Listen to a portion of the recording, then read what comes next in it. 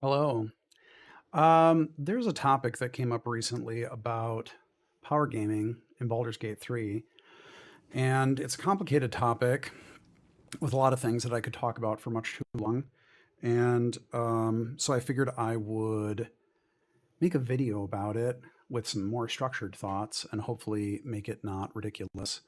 Um, if you don't know who I am, my name is Josh Sawyer, and I'm a video game designer. Um, I've been playing Dungeons and Dragons since the mid 80s. I've played basic, expert, first and second edition AD&D, third edition, fourth edition, and fifth edition. And I was a designer on Icewind Dale, lead designer of Icewind Dale 2. And I took over as the lead designer on Neverwinter Nights 2 toward the end. And I also designed the systems for Pillars of Eternity and Deadfire and was the director of those games. So that's just my background. To give some context to how I view a lot of this stuff. So a lot of this came about because there was an article from Robin Valentine in PC Gamer. It said, "Hey D&D power gamers, I promise you'll have more fun if you don't min-max in Baldur's Gate 3," which I think is like a fair sort of point. I don't really think that it's not as big of a deal as I think some people made it up to be, but there were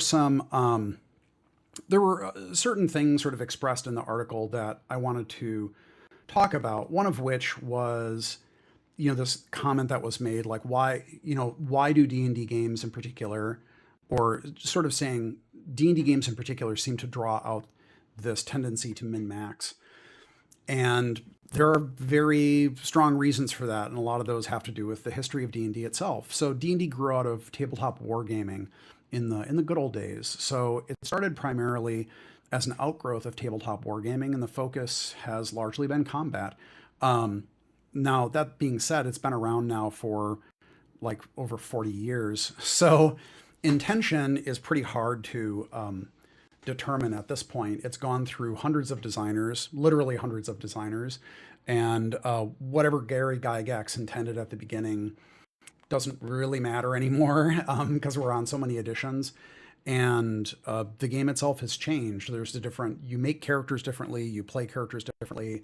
What you do moment to moment is often very different. There's more role playing, there's more sense of story intrinsic, let's say, to the development of your characters and your campaigns. So it's very hard to tell what was intended. So when you don't have intention anymore, or you can't really point to a concrete intention, what you're left with is just the game itself and the mechanics and what they promote doing or not doing. And in a lot of cases, what the intention is can't even be inferred from those mechanics and what they do or don't do. One question I often ask is heavy armor supposed to be better than light armor? Which you might think is a pretty straightforward question to answer. But when you look at the facts, which include certain classes as part of their class get access to armor, suggesting that heavier armor is a reward or a benefit, something that's good, and other classes don't, but also heavier armor is limited because sometimes in 5th edition, heavier armor gives no dex bonus, medium armor only gives up to a +2, some armor gives stealth penalties. So it kind of feels like a wash in the end. And it's unclear, is armor supposed to be heavy armor good or bad, or is it just you wear what works for your character and that's the intention? It's unclear because still some are worse than others. Now, that being said, 5th edition has rectified a lot of the large scale sort of gear issues and they streamlined the system. Not everyone is happy necessarily with how that stuff is streamlined. I will say that I am a power gamer typically, and 5th edition often leaves me wanting because I can't power game as much as I typically do. But that being said, it's still at its core a game built around making skill checks and then having combats that involve the whole party, and combat can be very time consuming. And D&D is the system that it is. It is a system that is a war game at its heart, and it doesn't really have fail forwarding as part of the core design conception. That is to say, when something is failed, it's failed. You did not succeed. And even if it did have a concept of fail forward, those sort of games, games that really focus on the idea of narrative moving forward from failure, they require a lot of adjudication on the part of the DM or the GM to make that work. It's not just something that mechanistically happens. So you really have to put a lot of effort as a GM or a DM into making that work. Are you going to go outside? We're going to take a moment for Sesame to go outside.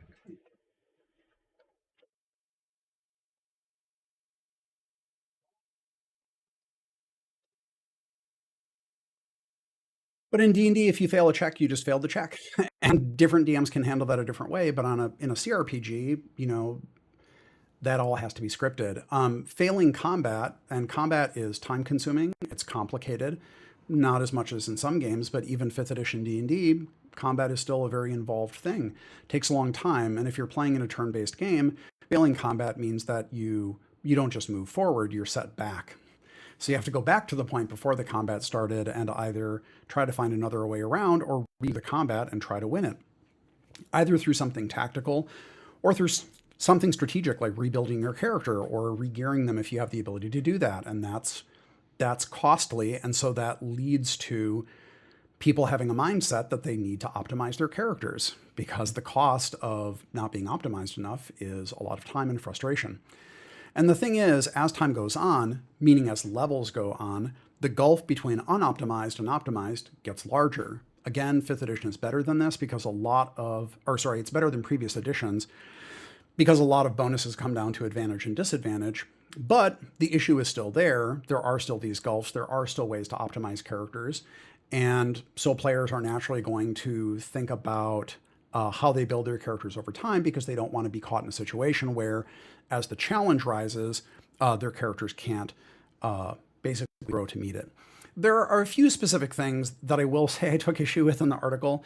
One is trust the developer enough to follow the difficulty curve they've laid out for you. Why?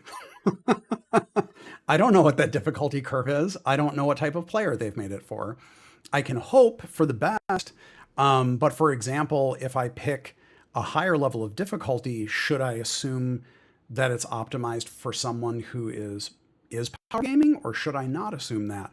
I don't know what they're going to do. And it's a group of developers, so I don't necessarily know that that experience is going to be consistent. I don't believe that the player needs to trust the developer, especially when they're building their character at the beginning of the game. They have no idea what that challenge is going to be like. So even if it is someone that you've played games from before, I think there's a good reason why a player would still just min-max because the game mechanics themselves encourage that. And there's something else that I don't think is really logically true, which says when you're making choices for your character for min-maxing reasons, you're not making choices for narrative reasons. Things that would add cool flavor or contribute to a more rounded personality are just in favor of powerful combos that have no story logic to them at all. That's not necessarily true. I mean, certainly that can be true, but especially when you're talking about tabletop D&D, it's very easy if you know a lot about the game to come up with a concept, a mechanical concept, and work backward from that, and still have it make perfect narrative sense. I played in a 3-5 game where one of the players made a character that they wanted to be a charisma-based fighter, a character that was good at fighting that also was good at talking. But it was literally a charisma-based fighter and just a single class character, and it was not good. And I and other people warned the player that this was not actually going to be a mechanically fulfilling character. So the character concept was good and fine, but especially as the levels went on, they became decreasingly capable of actually fulfilling the roles either of party spokesperson or of a fighter in the party. I made a character who was a multi-class noble marshal. Those are two classes that I think fit together quite well within D&D, and mechanically they are very, very useful together. And I did min-max the hell out of that character, and that character could crush any given speech check that came their way and was incredibly good in combat. The character concept was still totally sound from a role-playing perspective. I role-played that character the same way I would role-play anyone. They were just min-maxed to hell. Similarly, I had an idea for a character in 3rd edition or maybe 3.5 that was a pirate. Or actually the idea was I want to make a character that's kind of a melee fighter that has a really high initiative. And so I made a fighter rogue from the Nalanther Isles. And that allowed them access to perks that gave them plus 12 to initiative at first level. There was nothing weird or incongruent or silly in their background. That's just the character that I made. I started with a mechanical concept and worked backwards. So, yeah, sure, you can make weird choices that result in nonsense characters, but I don't think that's a logical necessity. Also, who gives a shit? I think that when I was working on Pillars and Deadfire, we allow your characters to take backgrounds regardless of what region you're from, and some of those backgrounds don't seem to necessarily work with what people know of the place. So, for example, if you take an aristocratic background from the White That Wends, and there's not necessarily any evidence that there's an aristocracy there. I don't care. I'm not there to police that combination of things. It's your story and your character. So I don't think it's necessarily super helpful to get into, to me, this combination doesn't make sense. Like I don't care. If it's mechanically imbalanced and it's like so clearly better that people are always taking it, that's the problem of the system. Again, that's not the problem. That's not the player's problem. The player is just building the character that they want to build. And if certain options are just so much better than others, it puts their mind into that state where they're always going to pick the thing that is obviously much better. And there's one last thing, and this is maybe nitpicky, but so 5th edition is simpler and more forgiving than previous editions. That's true. But there's a quote which says, regarding that, this means it's also much more forgiving of choices made for flavor instead of power. You won't feel a step behind if you want your fighter to be an intelligent sword or for your wizard to wield a bow. Yeah, you will. Yeah, you will. Wizards aren't proficient in bow. Like you can gain proficiency in that, and fighters don't really synergize that well with intelligence. Now, are there builds that you could make that do take advantage of it?